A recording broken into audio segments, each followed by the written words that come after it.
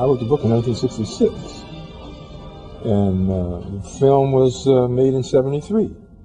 And here we are 30 years later, and I think it's every bit as powerful, if not more so, than it was when I first did it. I'm gonna name my last album "The SPOOK" that sat by the door. You know what I mean? When I finished my situation with our partnership at Atlantic, and for anybody that ain't seen that book, seen that movie or read the book, it's about a gang member from Chicago who presented himself in a way he never caught no cases. He had a clean cut look, and he infiltrated the CIA. Yep. And he became educated and basically he used their agenda, which was to have a token nigga in the CIA for political reasons. You know, we gonna speak blunt, fuck it. He used it against him.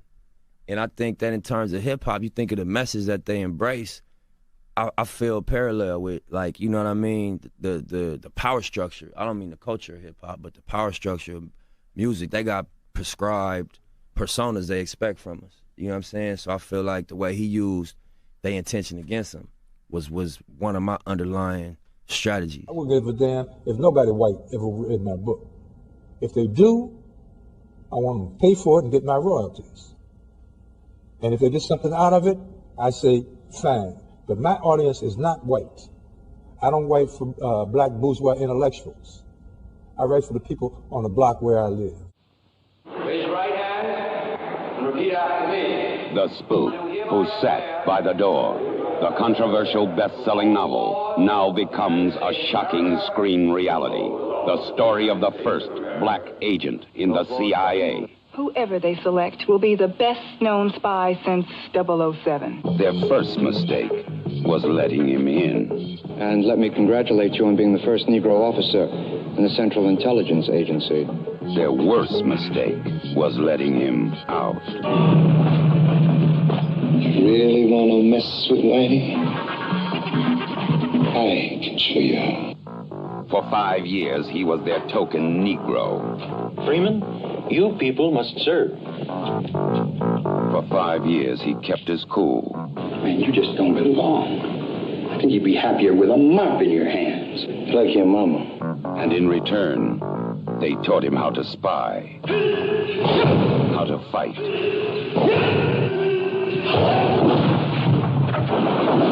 how to kill. For 5 years, he was the spook who sat by the door. And then he turned gangs of ghetto kids into a highly trained guerrilla army. We live off the land. We match technology with spontaneity and improvisation. Men against machines, brains against computers. Now, if you don't think it can work, you check out Algeria, Kenya, Korea, and Annam. Can you dig it?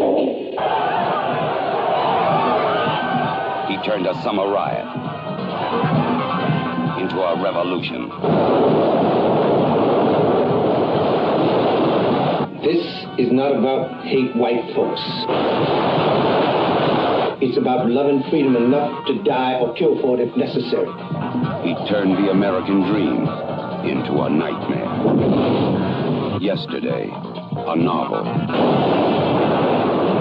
Today, a movie. The Spook Who Sat by the Door. And the mayor's office is now air-conditioned, courtesy of the Black Freedom Fighters of Chicago. I want people to think. And out of thought, concerned action. You don't act first and then think. You think first and then act. That's why we were given brains. That's why we don't act instinctively. And when we do, we're wrong. Whichever way they go, I want them to think about what I've had to say. I'm not trying to recruit anybody. I'm not trying to proselytize. I'm not trying to convince anybody.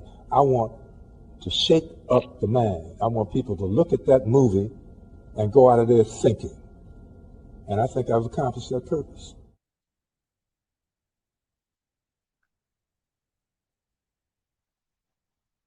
All right. Yes, sir. Let me know if you can hear me. All right. See the thumbs up from my brother Reggie. Y'all welcome back. Y'all already know what it is. It is me, Tanko Padaya TV, with my brother Reggie Owens. And we are about to get into chapter 4 of this book by Sam Greenlee, The Spook Who Sat by the Door. All right, we ain't gonna waste no further time because we was in there cooking yesterday, enjoying this great book and this story. So we're gonna get right back into it. You already know the deal. If y'all have the book, please feel free to let us know so y'all can jump on the panel and read with us. If not, you know what I mean? Salute to everybody that's in the chat. Salute to everybody watching this and listening on a replay.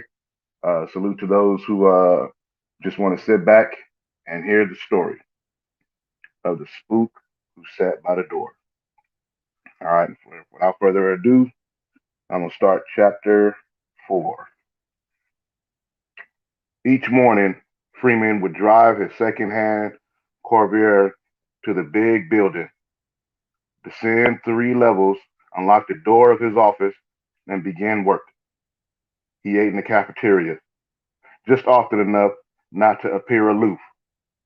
The rest of the time, he would bring his own lunch in his briefcase and eat in his windowless room, listening to the rhythm and blues or jazz from the Negro radio station in Washington on a transistor radio.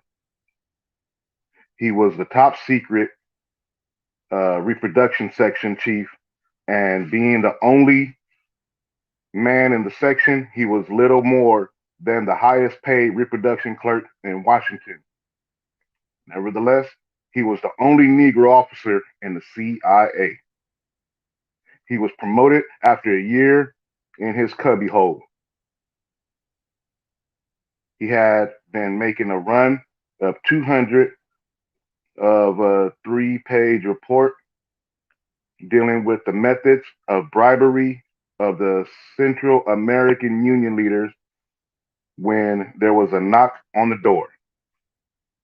He stopped the ditto machine, wiped his ink-stained hands on a piece of waste, and opened the door to the General Secretary. Doris, a tall golden girl from California with big breasts she considered a gift from the gods.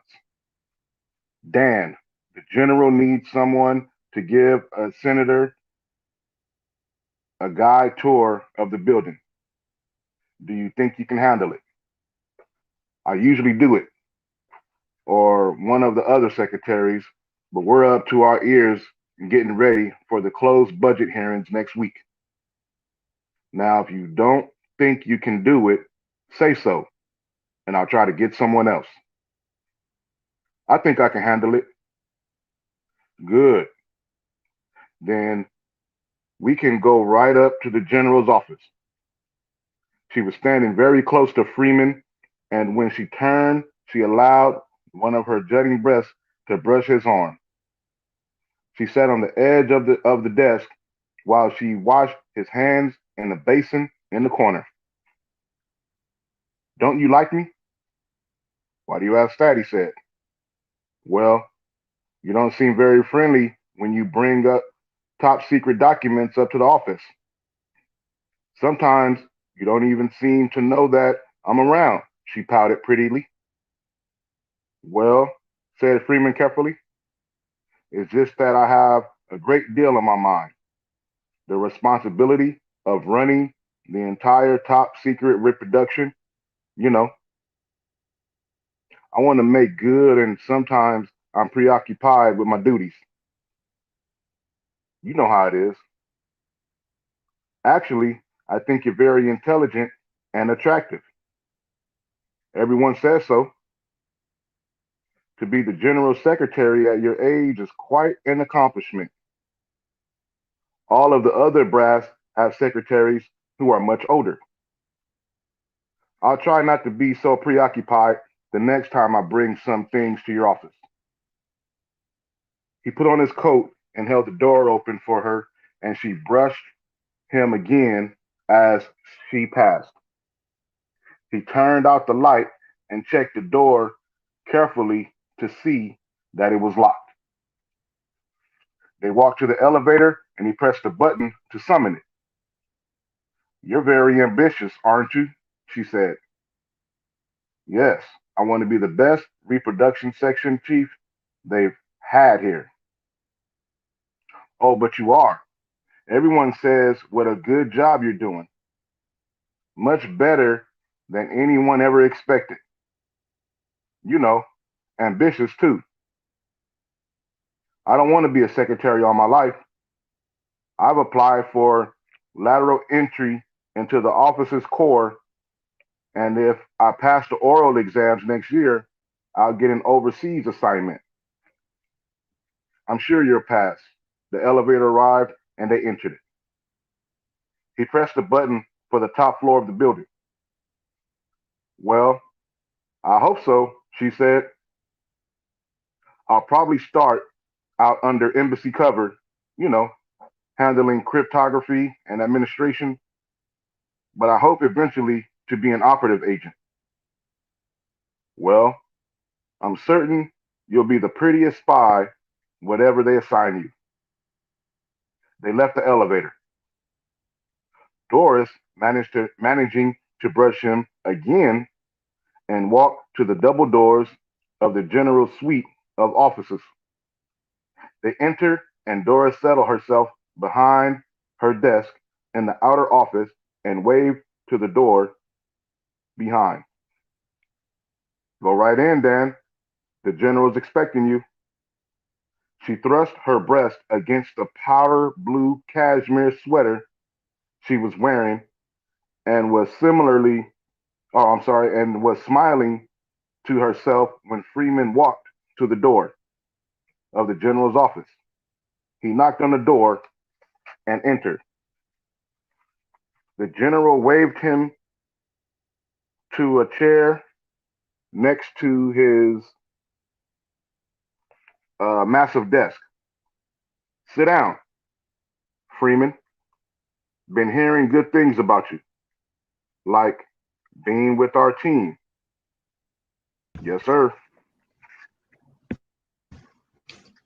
Good. I think you know the building and the agency pretty well. Think you could take a group on a guided tour? As you know, we don't give many tours around here and are not staffed up like some of the other publicity hound agencies. It's this Senate committee, or most of them, and we try to keep them happy if we can. Think you're up to it? Yes, sir. Good then. Report to Morgan. It was a group of 3 senators and 3 congressmen. The senator to whom Freeman owed his job was among them. Senator Hennington was pleasantly surprised to find Freeman his guide. He knew that the rest of the group had flunked out, but as long as there was one Negro, the CIA was integrated. The senator considered it another victory in his long battle in the field of civil rights. He was pleased to be faced with the fruits of his effort. This, gentlemen, is our communication center, the nerve center of the agency. It operates around the clock, receiving and sending messages from and to the far reaches of the earth. If the communications for one day were laid end to end, they will reach to Denver and back again to Washington. The center, of course, operates around the clock and is fully protected down here from anything except a fine point direct hit of an H-bomb of at least 100 tons. The entire city of Washington could be destroyed, and our communication center will continue to operate, carrying out its vital task as watchdog of the watchdog of the communist conspiracy. In the next room is our computer system, capable of turning the raw material of intelligence coming in through the communication center into viable facts. The kind of facts that keep us at least one step ahead of the Reds. That one crucial step ahead, Gentlemen has probably meant peace until now for the free world. Lose it by even half, and we may well lose our freedom with it. Freeman showed them through the building, climaxing the tour with a demonstration in the indoor firing range. Himself firing alongside the regular firing master. That was certainly a fine shooting, Freeman. He had done a great deal of shooting before you came into the agency. Oh, had you done a great deal of shooting before you came into the agency? No, sir, but the agency demands that we all qualify at least as marksmen and a very high percentage check in the high percentage checkout as expert. That's very interesting. Tell me, where did you go to school? Howard, Fisk? No, sir, Michigan State and the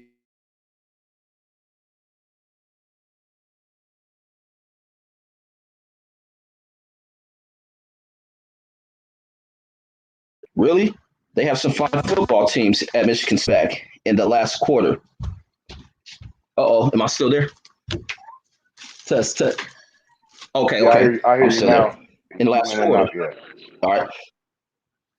And here we go. It says, okay, tremendous comeback in the last quarter. Were you out there for that one?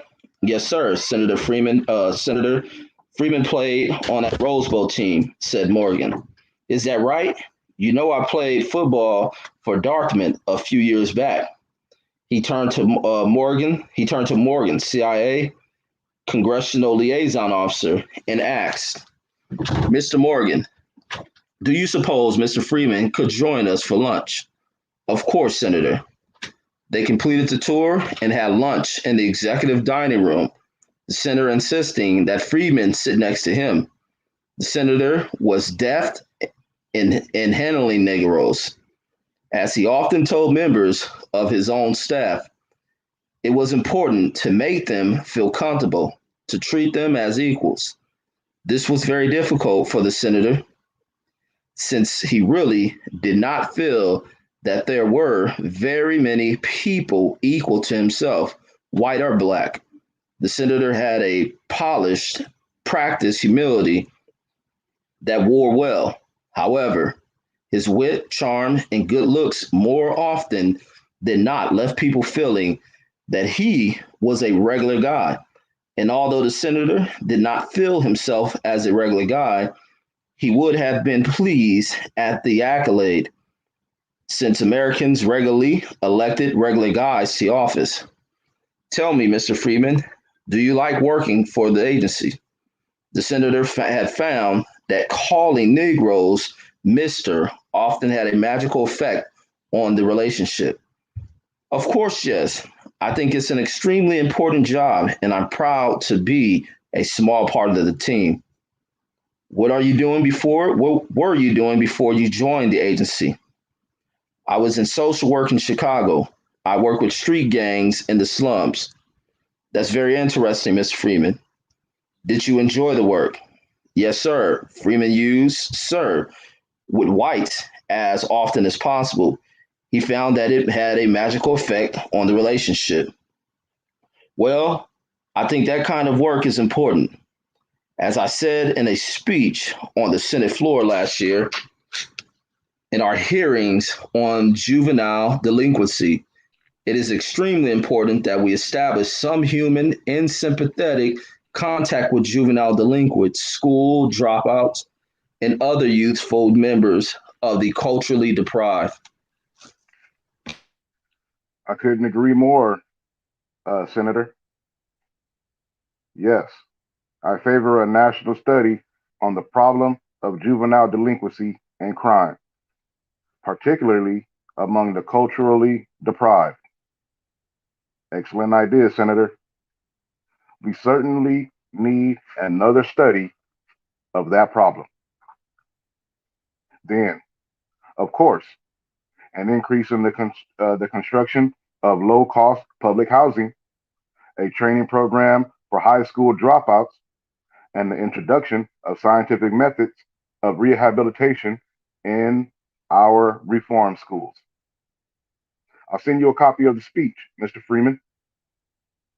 Unfortunately, the program was not adopted, but I have high hopes of some federal action in this area in the not too distant future. I was discussing this very thing with the president at a luncheon just a couple of weeks ago. Yes, sir. Did you find an increase of dope addiction amongst juvenile during your work with them? Yes, Senator, I did. Yes, that is a major problem. We must strengthen our laws in that area, make the penalties stiffer. But I definitely favor regarding the addict as a sick person rather than a criminal. I couldn't agree more, sir. And of course, there is the problem of increased illegitimate pregnancies among the youth of the culturally deprived. I certainly don't take the extreme stand of those who advocate sterilization, but advise concerning birth control devices should certainly be made available, and in some cases, they should be provided.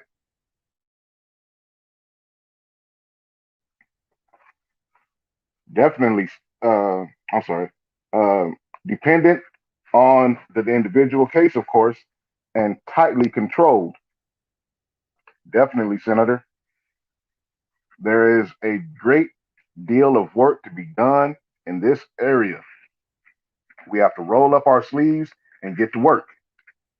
I told the president that last week, and he agreed emphatically. I expect great progress in this area within the next few years.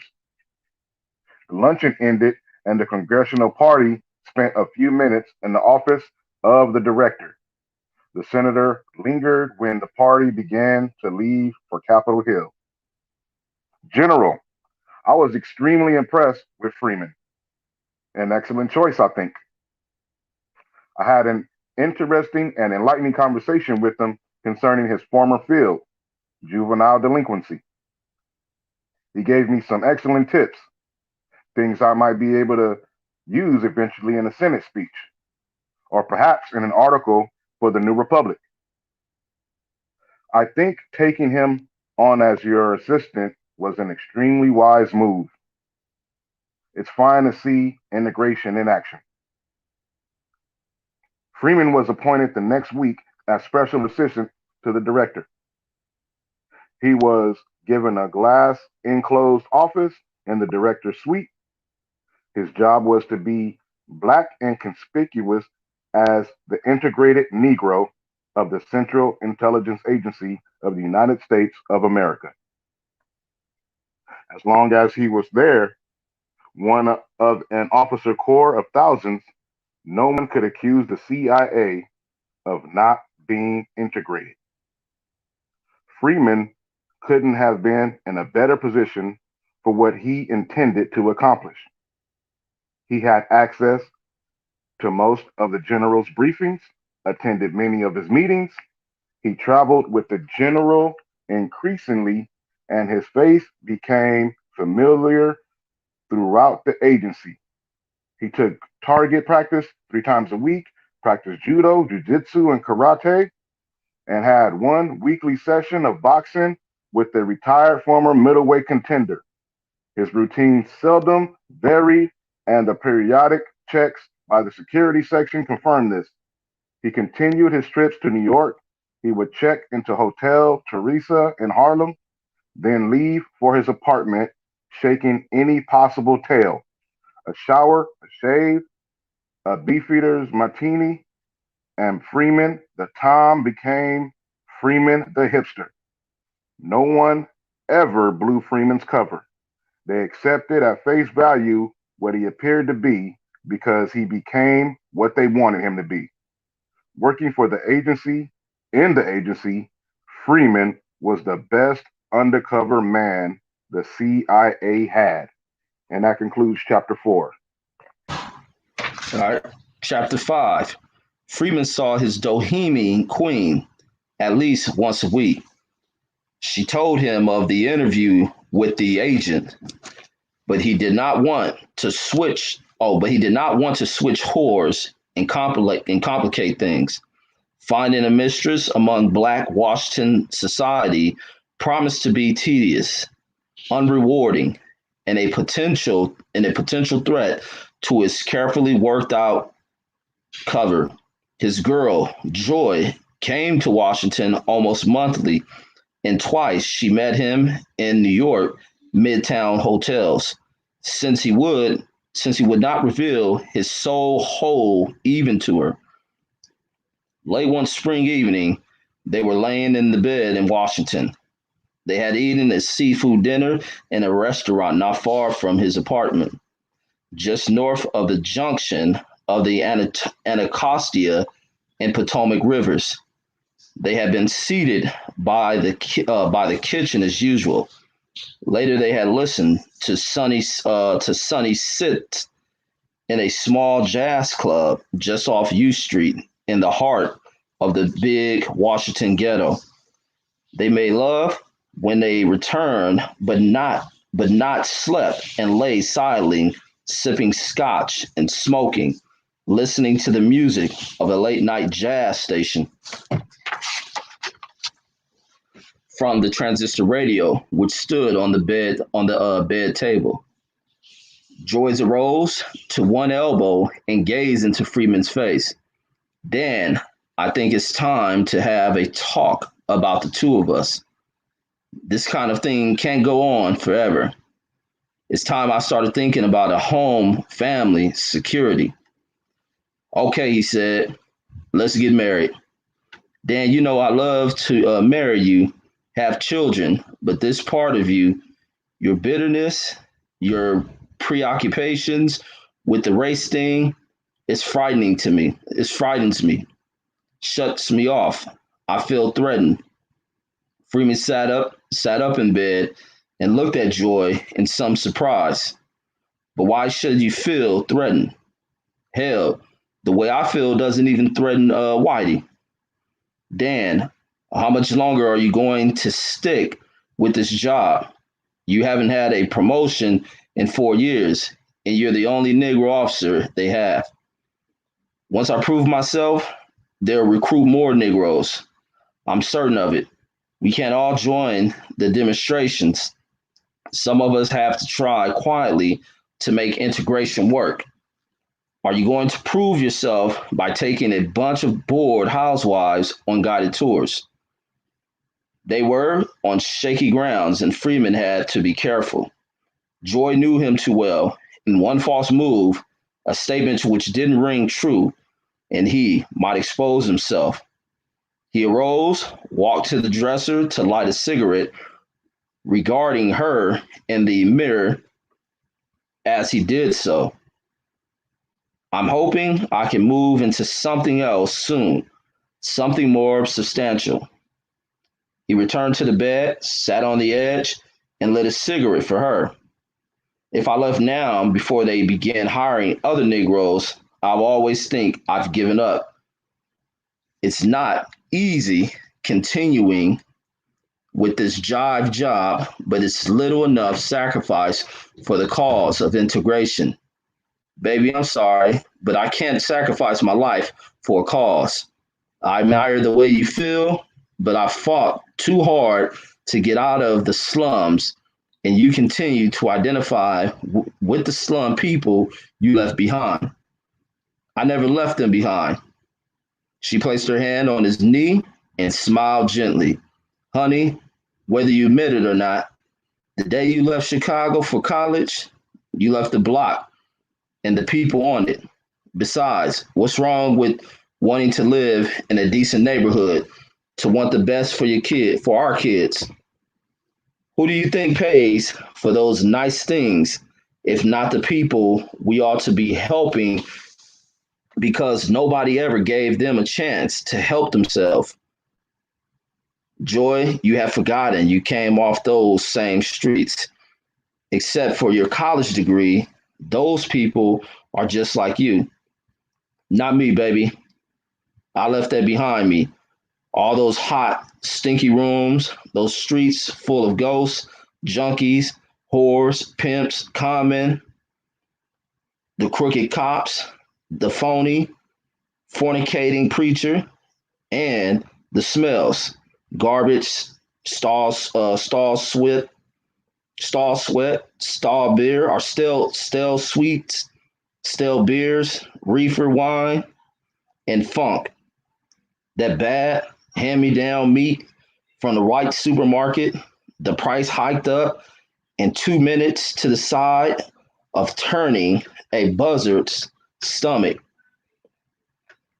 I had that shit, and going back won't change things. Somebody has to try and change things. You can't change Whitey. He needs things just the way they are, like a junkie needs shit. Whitey's hooked with messing with niggers, and you want him to go cold turkey? It's not going to happen. We can be happy then. We can be anything we want.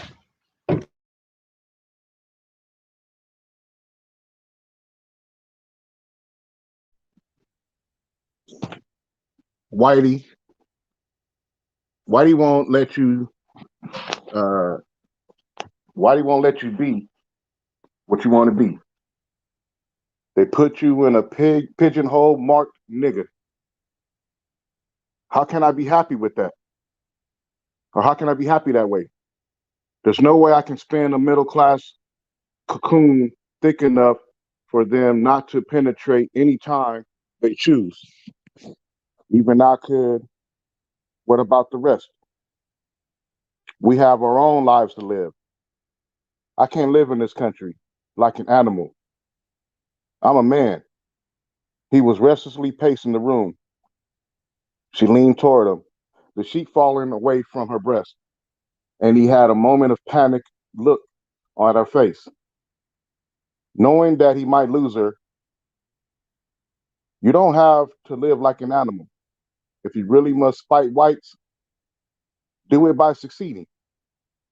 You can do more for your people by offering them an example to follow than by burying yourself in that building across the river.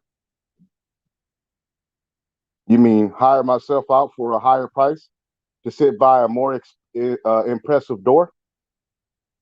It doesn't have to be that way. You don't have to think any corporation with whites is a sellout. There are dozens of responsible positions available. She wants me to tell her. She wants me to tell her it will be all right if I make enough money. A man ought to be able to protect his woman, make her feel secure. But how long will it take for her to hate me as a man once I've traded in my balls? A showpiece spade is a showpiece spade. No matter how many times he gets his picture in the papers or how much bread he makes. Joy. I don't have to stay in Washington. I can return to Chicago. It was a bit soon for me for what he planned, but he had to try and keep her. Keep them both. There's an opening with the private foundation I started with and street gang work. You're going back into social work? All good positions for Negroes are filled now. I thought you might finish law school, maybe go into politics. She wants that title, he thought. Mrs. Lawyer Freeman, then Mrs. Congressman Freeman. I can go to law school. The kids only hang out at night. Stop kidding yourself, Dan. You don't want to go to law school. You never did like it, and you hate Negro lawyers. You hate all the Negro middle class because you think they don't do enough to help other Negroes. You forget something, honey? I'm middle class. I'm middle class too, but you're still on the block in the spirit. You've made your choice, and I have a right to make mine. He looked at her, but he dropped her head and stared morosely at the glowing tip of her cigarette, its smoke lightly veiling her face. Yes, he softly. You have. I'm not coming to Washington anymore. I'm going to get married. He picked up his drink and took a sip. The ice had melted and it was weak, watery and warm. The doctor or the lawyer? The doctor, she answered. He drew a deep breath, let it out slowly. Seems like a nice cat. He thought of her never being his again and thrust the thought from his mind. He listened to the radio. Miles Davis playing a ballad. It didn't help. It was from a record Joy had given him as a present. How many other things has she given him in their years together? How much of her was a part of him? Suddenly, he was afraid she would cry. I'm sorry, Dan, but I'm not getting any younger. And it's all right, baby, he said, taking her cigarette and snuffing it out in an ashtray. I guess it had to happen one day. Look, this is our last night together. Let's say goodbye right. He reached for her. She sent him an invitation to the wedding, and he sent them a wedding present. But he did not go to Chicago for the ceremony because he thought you would carry being civilized too far. Freeman had met Joy years before in East Lansing, Michigan,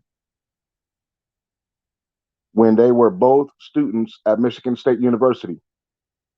They were both slumbered, bright, quick, and tough, and considered a college degree the answer to undefined ambitions. They had much in common. They were both second-generation immigrants and refugee families from the deep South.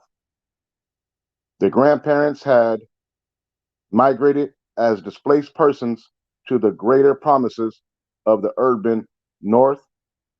Joy's grandfather from Alabama to the Ford plant during the First War, Freeman's to the Chicago stockyards about the same time. Both Joy and Freeman had been born during the bleak Depression years and had known the prying, arrogant social workers, the easily identifiable relief clothing, the relief beans, potatoes, rice, and raisins wrapped in their forbidding brown paper bags. But poverty had done different things to them. Joy had become determined she would never be poor again. Freeman, that one day to be black and poor would no longer be synonymous. She regarded his militant idealisms and total identification to his race first with amusement, then irritation, and finally growing concern. Joy had no intentions of becoming her black brother's keeper. Slowly, she convinced Freeman he could best use his talent to help Negroes as a lawyer dedicated to the cause of civil rights. He could join the legal staff of one of the established civil rights bureaucracies, one day argue presidents making cases before the Supreme Court. She convinced him, and he began preparing himself for law school while working towards an undergraduate degree in sociology. Life was being very kind to Joy. She had never felt she would marry the man she loved, but she knew she would have to be very careful because Freeman could be a very stubborn man, and the mere ideal of his becoming a member of the black bourgeoisie was enough to enrage him. Joy intended not only that he become a member, but one of the leaders. She felt that she could manage this essentially unmanageable man because he loved her. The greatest potential danger was that she loved him as well. But she she thought that she could control that emotions. She would have to, because there was far too much at stake. Joy made an unfortunate strategic error. She insisted that Freeman attend a national convention of the civil rights organizations they thought he would join, because she had to work that summer to replenish her wardrobe for the fall. Freeman went to the convention alone. He returned bitter and disillusioned. Baby, there ain't no way I can work for those. I can work for those motherfuckers. They don't give a damn about any niggers except themselves. And they don't really think of themselves as niggers. You ought to hear the way they talk about people like us. White folks don't really have much to do with the scene. It's that lower class niggers are too stupid, lazy, dirty, and immoral. If they weren't around, all them dirty, conch-headed niggers would, with their African and down home ways, why everything would be swinging. Sorry, I'm jacking it up. African and down home ways, why everything would be swinging for the swinging black bourgeois bureaucrats, their high yellow wives, their spoiled brat kids, and their white liberal mistresses. Integration, shit. There's definitions of integration is to have their kids the only niggers in a white private school, their wives with a well-paying job and an otherwise all-white firm, and balling white chicks looking for some African kicks. And look at what they're trying to do. When did you ever see them raising hell with the lily white union so that people like your father can get a job they're qualified for? Or try to get those so-called building inspectors to do their jobs so people in the slums can live a little better? Or get involved with any kind of nigger that wasn't just like themselves? Joy was concerned, but not too much, so she figured that she could gradually smooth things over. But she underestimated Freeman's natural distrust and contempt for the Negro middle class. He remained adamant. Their fights about their future increased in frequency and intensity. Freeman took frequent trips with the track team, and it was not until he returned unexpectedly early from the annual Pacific Coast Conference Big Ten dual meet, which had been held in Palo Alto, that he found that Joy had been spending each weekend he had been on the road with the track team in Detroit. He drove to Detroit that evening, but she was not in when he called, and he left a message with her mother. He called a former roommate who was doing graduate work at Wayne State and dropped his bags at his apartment. Freeman went to a little bar near his friend's home. He and Joy went there often because the bartender had been a potential All-American at Michigan until injured in the Army game, and the owner of the bar had played football at Illinois. The bar had a small, tasteful combo, piano, bass, drum, and electric guitar, and sometimes a horn. He sat at the bar talking to the bartender, sipping a Ballantine's ale, and listening to the music. He did not see Joy when she came in until he looked up and caught her reflection in the mirror behind the bar. She was sitting in a booth almost directly behind where he sat, and she had not noticed him there. She was with a tall, light-skinned Negro named Frank, who had graduated from Michigan 2 years before. He was the Negro quota at a local medical school, and his father was a prominent society doctor who made most of his money tax-free selling dope to jazz musicians and performing abortions for Negro debutantes in Detroit. Freeman watched them in the mirror, and like lovers, they touched one another in the way lovers stink is casual. The bartender watched him closely, and Freeman smiled that he intended to cool it. He was about to leave, hoping that Joy would not see him.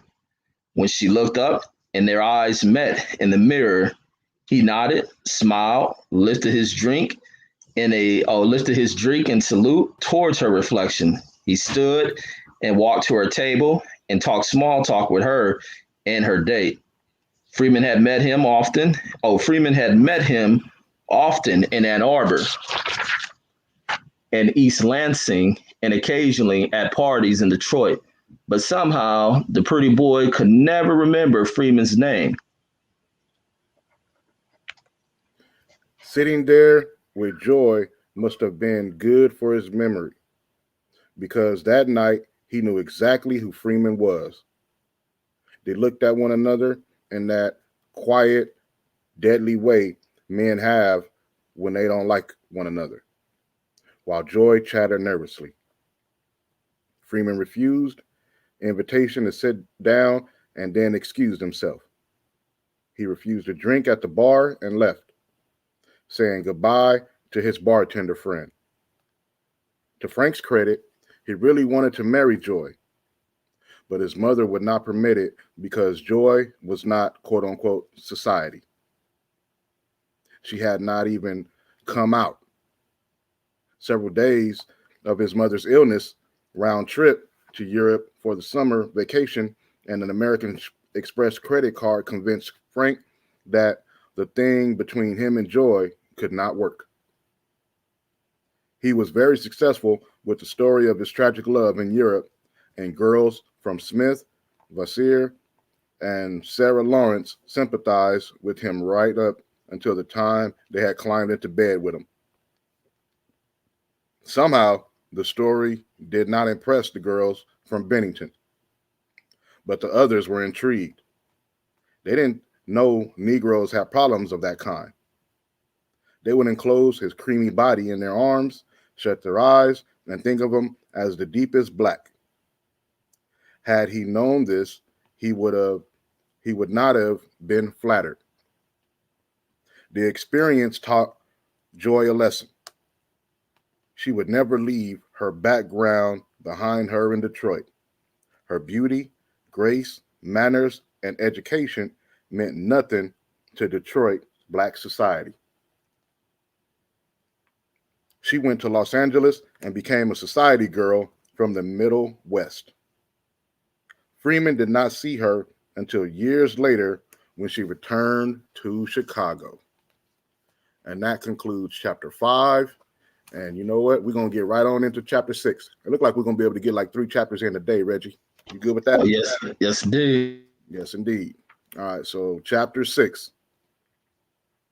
The general became generally fond of Freeman, and while continuing to use him as a showpiece, began to use him increasingly as an administrative assistant as well. He seldom gave Freeman tasks more difficult than those he might award a reasonably intelligent secretary, but that he requested him to do more than mop the floor was in itself progress of no little degree. Even the most bigoted of the general's friends and colleagues gave him credit for giving one of them an opportunity. It was as if the general had led the list in a drive for a popular charity. The general knew that Freeman would perform the task assigned him painstakingly, painfully, and accurately. Freeman, in turn, learned the trick of making an easy job look difficult, a talent he shared with the vast majority of government employees in Washington, regardless of color. The general began to take him on trips into the field more often, both at home and abroad. In the United States, of course, he would have his secretary inquire as to whether a Negro in their midst might offend anyone. Only a relative number of replies in the affirmative were received, confirming the general's pride in the progress of race relations.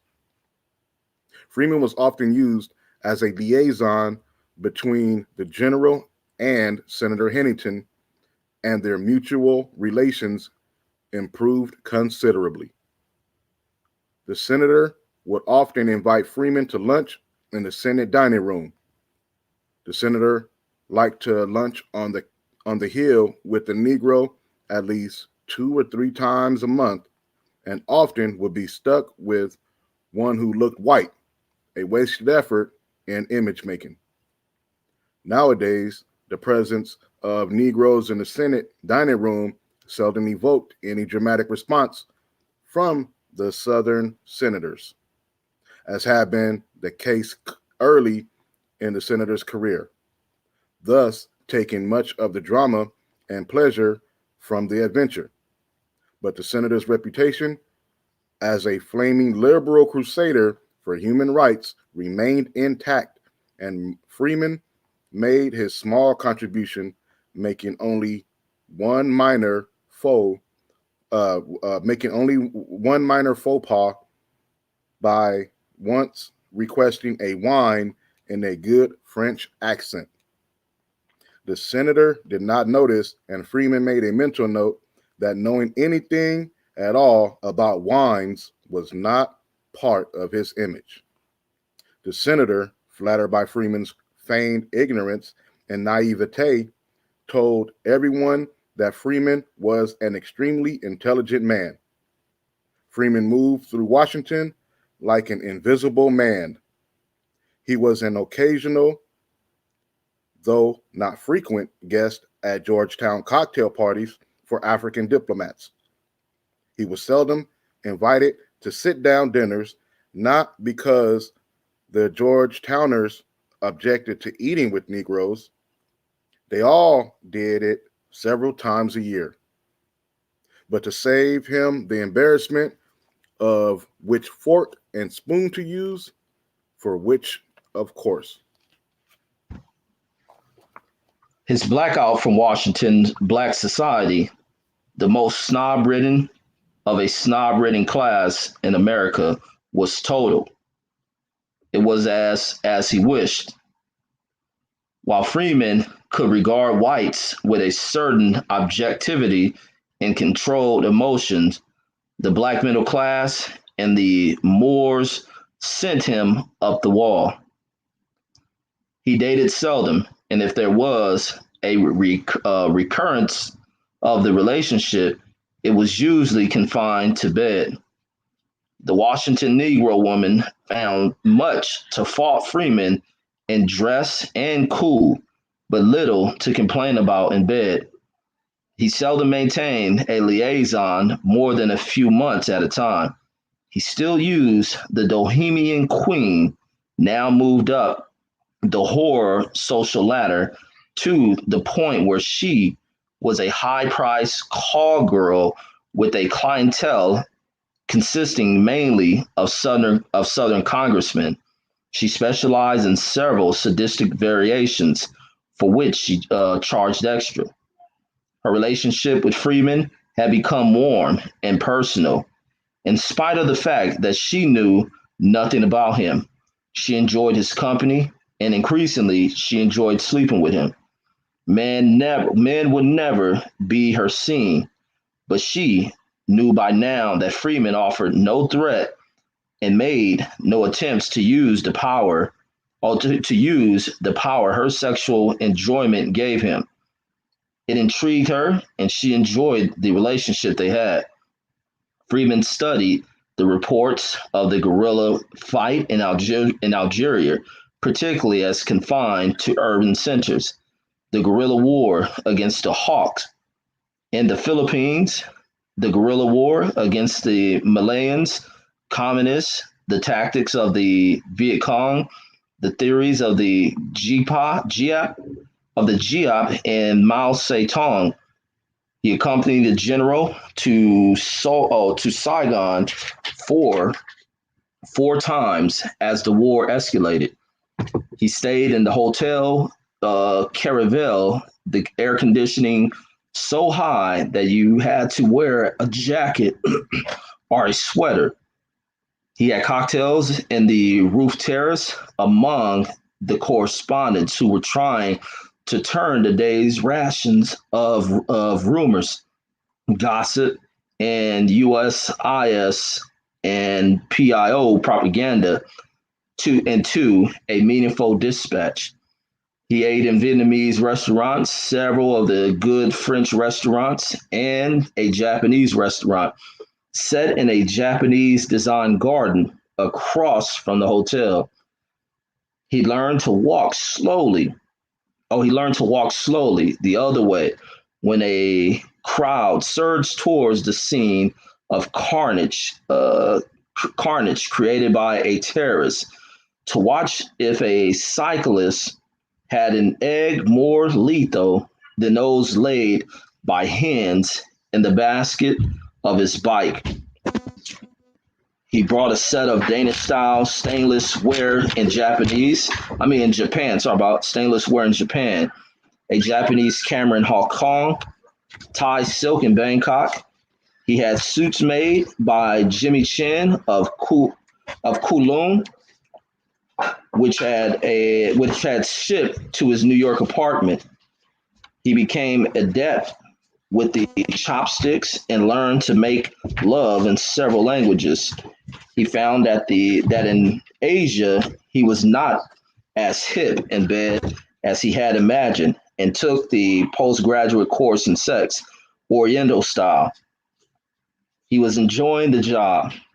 It's though this I'm jacking that up. Prerogative. Oh, sorry about that. It's prerogatives and putting on so many white people, but the general saved him from any addictions in that direction. They were driving back to Langley from the capital when the general decided to take his assistant to lunch. He almost requested that the driver stop at his club. Although the club had no colored members, it was no oddity to see dark faces there several times a year. Only recently there had been a Nobel Prize winner, an operatic star, a federal judge, and president of Howard University. But Freeman might be uncomfortable in the impressive surroundings of the club. The general ordered the driver to take them to a good, moderately priced steakhouse instead. They were ushered, in and taken to an excellent table. It was the first time in several visits that Freeman had not been seated by the toilet or kitchen.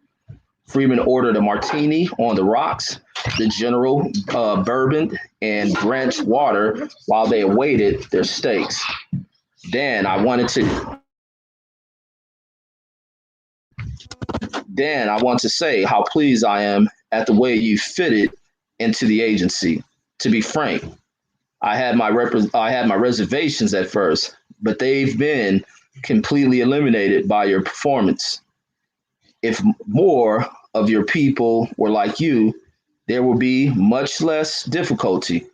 The general took a sip of his drink, rolled it on his tongue a moment before swallowing, then made a tenth of his finger. Honest sweats and toil. Pull yourself up by the bootstraps like the immigrants. These demonstrations and sit-ins stir up needless emotions. Your people must demonstrate a respect for law and order, earn the respect and affections of whites. Ain't that some shit? Take yourself as an example. A fine natural athlete. No denying you, no denying you people are great athletes. Yes, said Freeman, and we can sing and dance too. Right. In the fields of sports and entertainment, you're unsurpassed. But you must admit, there's still a social and cultural gap to be closed. The Africans did develop centuries later than the Europeans. As I've said, you're a fine athlete, but I think you had to admit your intellectual shortcomings. It will take generations, Dan. It's not a question of prejudice, but rather one of evolution.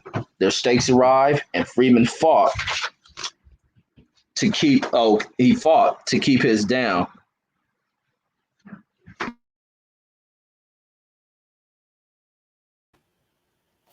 He had no appetite now, and he willed his hands not to tremble.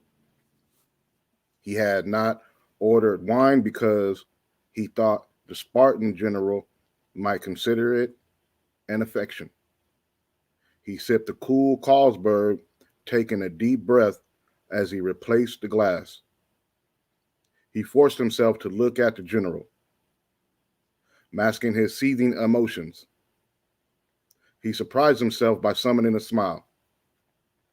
I'm encouraged after knowing you, Dan. You're a credit to your race. Perhaps your generation will achieve more by example than your civil rights leaders can hope to accomplish through turmoil and agitation. Somehow Freeman got through the meal. He excused himself as the general ate his dessert of apple pie a la mode and was violently ill in the toilet. He washed his face and saw how pale he became in the washroom mirror. But he didn't think anyone as colorblind as the general would notice.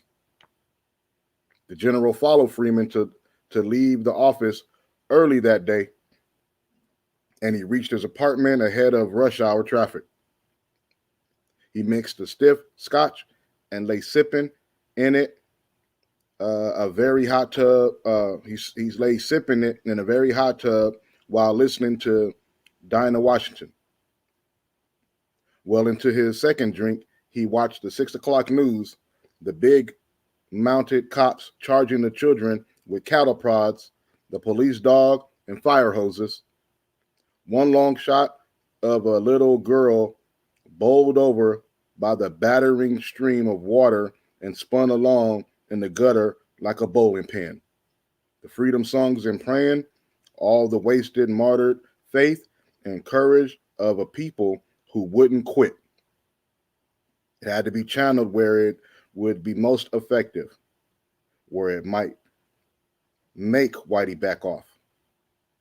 It was time to stop procrastinating, time to do what he had to do. He had all the training he needed. He walked into his bedroom, made a list of social welfare agencies in Chicago, and wrote letters of inquiry concerning job openings. He discovered his hands had stopped trembling and that he was calmer than in years. He requested an appointment with the general the next day. Freeman told him he had been profoundly impressed by the general's talk at lunch the day before. He felt he could make a greater contribution to his people by returning to Chicago and working among them, and the general had shown him the way. The general reluctantly agreed that perhaps following his own advice might indeed be the best thing for Freeman to do. The general walked Freeman to the door of his office while heartily booming cliches concerning Freeman's grand sense of duty. He closed the door behind Freeman, frowned briefly, walked to his desk, and phoned his director of training and personnel, informing him that they would need another Negro sometime within the next year. He hung up and returned to the direction of the Cold War. And that concludes chapter 6. Yes, sir. We read chapter 4, 5, and 6 of the Spook Who Sat by the Door today. Looks like he's about to get loose and going back to the hood and working the social work and teach some of these lessons he learned to his own people to get them organized, because he's just watching on the news what we've all seen while we was growing up, how the civil rights activists of that time that were in the streets marching was getting hosed down. So they had like a little graphic way of describing it that was sets the tone for his mentality, and it looks like it's about to get good starting tomorrow in chapter 7. We're gonna get right up into it. What you got to say about that, Reg? Oh man, yeah, the book is building, man. I like the way that it builds, man, and going into his work, dealing with his, everything when it deals with the other class of Black society and what they're trying to overcome into making their mark within this intelligence agency, but also with what he's doing. And he's kind of he's kind of a shadow within this agency, and he should be one of the more recognized, but he's without any attention brought to him, and all part of his plan and plot. And I'm loving it. Exactly. I like the way you put that. It's like it's been all his plan the whole time. You know what I mean? Get in here, see what they about, see what he can learn from them, and see what he can take back and apply to his own community. As we learn that before he even joined up, he was doing community service and social services for his people. So he's always had that mindset, and he just wanted to get over here and learn more skills and see how they was doing it, so he can apply it there. So yeah, man, I like you said, it's starting to build up, which is going to be very, very intriguing moving forward. Those of you that have seen the movie and read the book, we already know where we're going with it.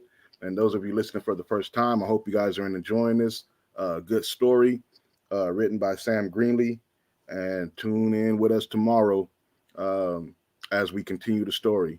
So we're going to end it right here, as we got our 3rd chapter in today.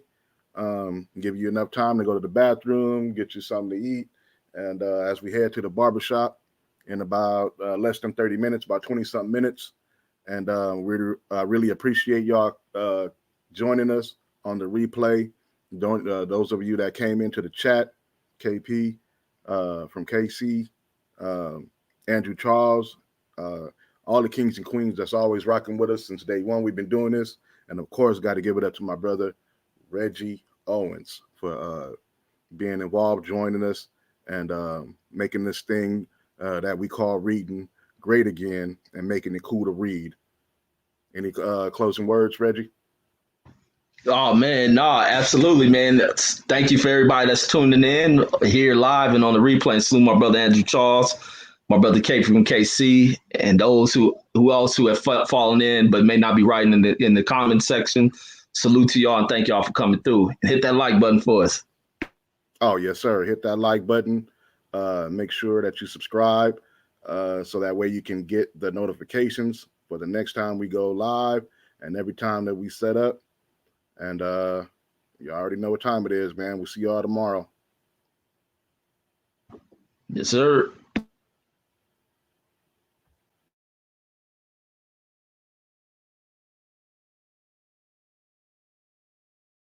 I wrote the book in 1966, and the film was made in 73.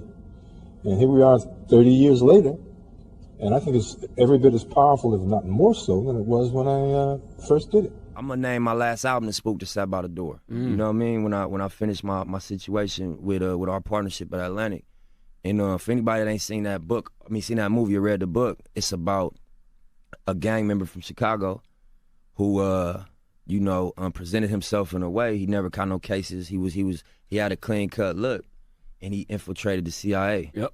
And he became educated and basically he used their agenda, which was to have a token nigga in the CIA for political reasons. You know, we gonna speak blunt, fuck it.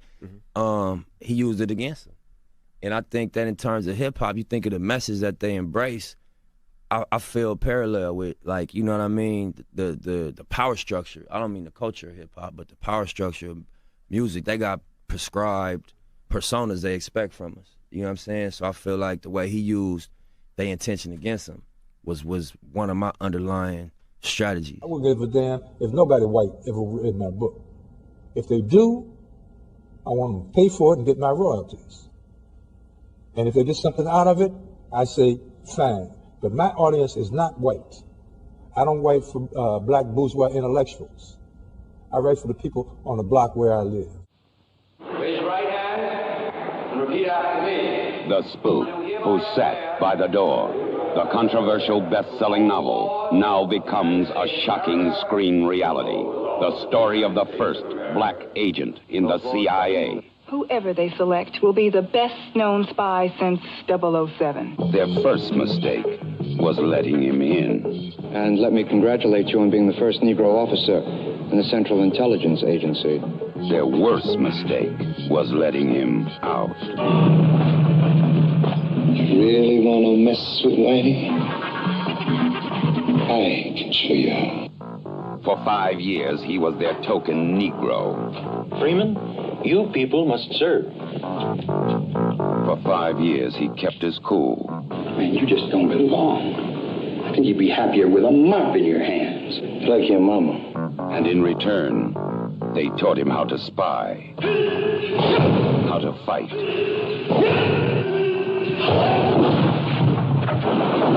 how to kill. For 5 years, he was the spook who sat by the door. And then he turned gangs of ghetto kids into a highly trained guerrilla army. We live off the land. We match technology with spontaneity and improvisation. Men against machines, brains against computers. Now, if you don't think it can work, you check out Algeria, Kenya, Korea, and Vietnam. Can you dig it? He turned a summer riot into a revolution. This is not about hate white folks. It's about loving freedom enough to die or kill for it if necessary. He turned the American dream into a nightmare. Yesterday, a novel. Today, a movie. The Spook who sat by the door. And the mayor's office is now air-conditioned, courtesy of the Black Freedom Fighters of Chicago. I want people to think. And out of thought, concerned action. You don't act first and then think. You think first and then act. That's why we were given brains. That's why we don't act instinctively. And when we do, we're wrong. Whichever way they go, I want them to think about what I've had to say. I'm not trying to recruit anybody. I'm not trying to proselytize. I'm not trying to convince anybody. I want to shake up the mind. I want people to look at that movie and go out of there thinking. And I think I've accomplished that purpose.